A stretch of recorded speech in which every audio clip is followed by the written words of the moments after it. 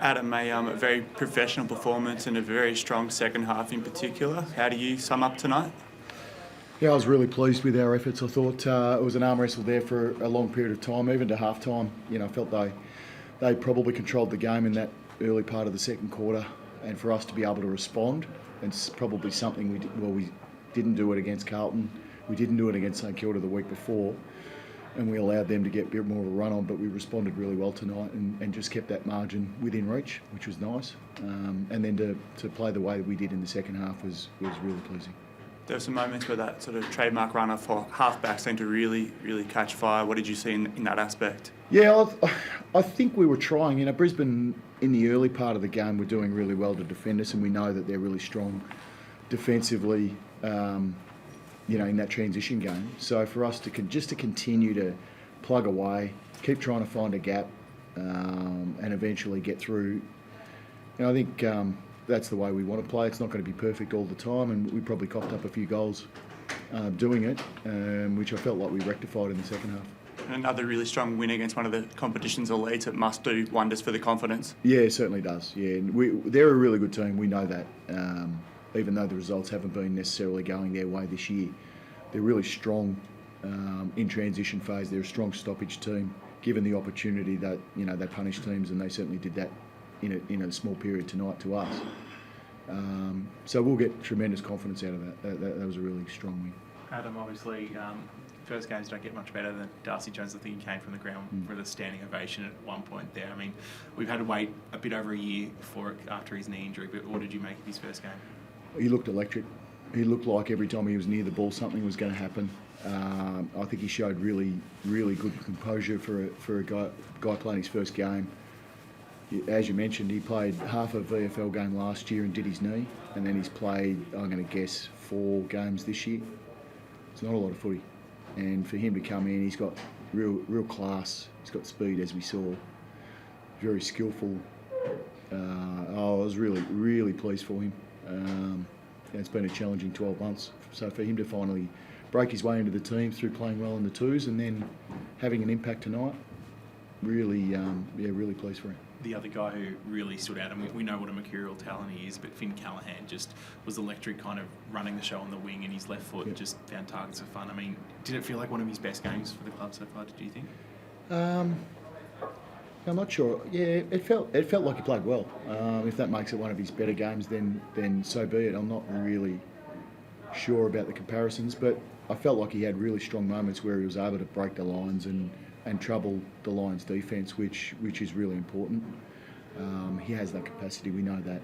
Played inside mid, played wing. He was pretty good tonight. In the absence of Canelio, you've tried a few different things. Saw James Peatling a lot as an inside midfielder 12 months ago. That would have been a slight bit of a shock. Saw some Toby Bedford. How important is mix compared to sort of, and role versus talent in that inside midfield mix? Yeah, it's important. I like to mix it up. Both those guys have really fast feet, so that certainly helps them around the centre bounce particularly. I mean, that seems to be the game these days, and we haven't really been strong in the centre bounce for the last 2 or 3 weeks. So the mix was probably out of necessity more than anything. And for those guys to come in and have an impact, we know JP, I think JP's been the sub, Peatling's been the sub for 4 weeks in a row or something like that. So, he's biding his time. He's had an impact every time he's come on. I thought he was pretty good. He hunts the ball really well. He provides a little bit of a different mix in there to some of our other guys. And Bedford, just to get him in and around the ball, I think things happen when he's sort of buzzing around, creating a bit of havoc. Whether he wins it or someone else wins it, provides enormous pressure. He's a really important player for us. So to get them around the ball, I think it sort of straightened up our centre bounce a fair bit too. We're watching with interest Jacob Ware pushing very, very wide to the opposite wing from where the play was quite a bit, particularly when he goes around half-back. Yep. Can you talk us through what that sort of width and shape gives you? Seems to be part of the very effective transition game you've got going. Yeah, I think it helps us move the ball. It certainly plays a role. Sometimes we're able to get the ball out to that wing, which gives him the opportunity to win possession and then attack. sometimes it drags his opponent out and creates a bit of space for others to use. So it's a bit of a play the game situation. Where is our best option and play the game? And I think Jacob plays that wing role quite well. How are you adjusting to life without Sam Taylor down back? How have you felt that the back seven have sort of adapted without Sam? I think it's an interesting one. We didn't cope particularly well in a small patch last week without him. I think we coped really well tonight. He's a really important player to us. There's no question about that. But his absence has given Leclerc the opportunity to come in and perform. And again, I thought Lec did some really, really important things in important moments. Good contests, big spoils, some of the stuff that Lec is really capable of. And so it gives them the opportunity. It puts a little bit more responsibility on the shoulders of others. Harry Himmelberg, I think, was really strong tonight. Iden, Perryman, as a leader and one of the older guys in the back 6 or 7. Yeah, I think it forces him to take a bit more responsibility. So, and Sam, we expect him to be back next week. He'll do a main training session tomorrow.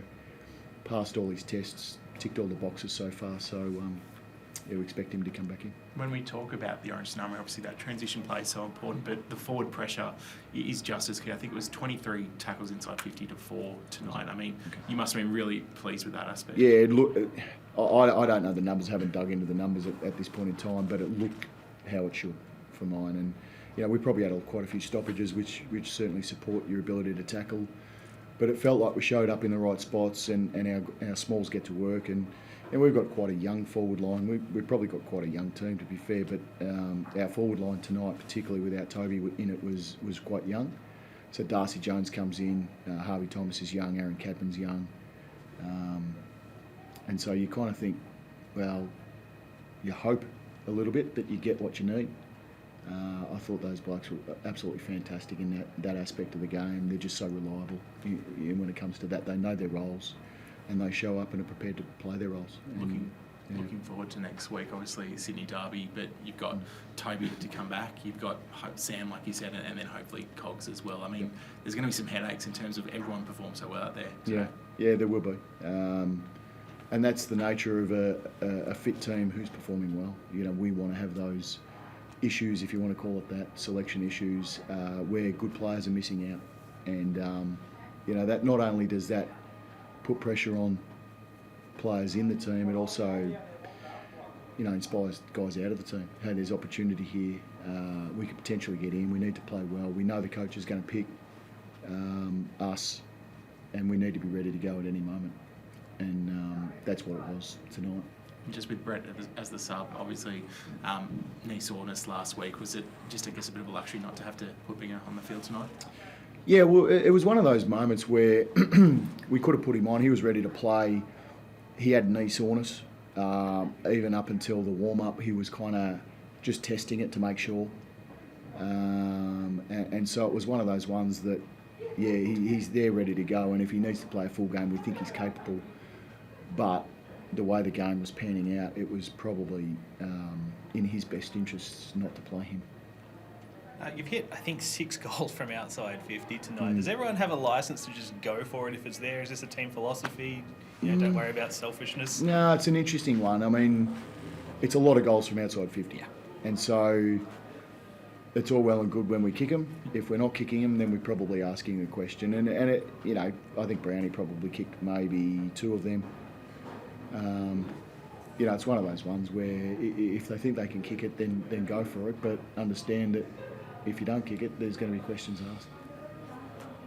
I think you're leading the league in scores from turnover this year, turnover in general. How important is it to make sure your defence is your most important weapon, and how do you teach you guys that? Yeah. So the balance between both is obviously really important. I think we score really well.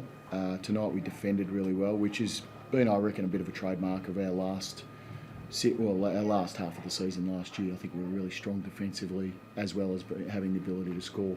And your defence actually provides better scoring opportunities if you're really good at defence, and we felt like that was the case in the second half of the game. offensively, we want to be fun to watch, and I think that's what we are. But we understand that in behind that, we've got responsibilities to keep us safe. And tonight we executed that really well.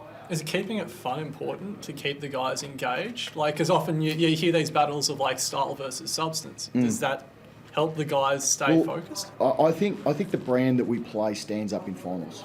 I think we probably saw that last year, even though it didn't take us to where ultimately we wanted to get to. I think it stands up. We play a finals brand, and it just so happens that it's fun to watch.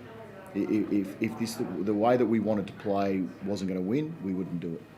Okay, so winning is the most important thing, and then being fun to watch is a close second. 2 weeks ago, you said I think it was it's not much use being favourites in April. Is that sort of changing week by week as we get closer towards? Not particularly.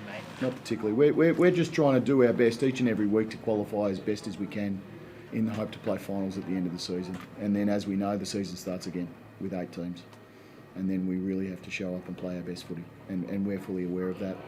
We managed to do that to a reasonable level last year. We're building towards that this year, and so far we're really happy with the progress that we're making. But we're still fully aware there's a lot of work to go. We've got another tough game against Sydney next week. They're always arm wrestle games. So if you take your eye off the ball in this game, you quickly fall behind. You're saying there's things to work on. Do you care to let us in on any of those particular things that you're focusing? It's all sides of it. I mean, you look at the numbers and go, okay, well, they're not quite getting it done well enough at stoppage. They could be a little bit better there. We could be a little bit better with our offence, even though, we are scoring well, but we can still be a little bit better. And we can be better defensively. We're never satisfied with we're not the finished product. We know that. We've still got all these little improvements that we can make, even though they're not necessarily glaringly obvious. We can still continue to try and improve. Thank you. Thanks, guys. Thank you.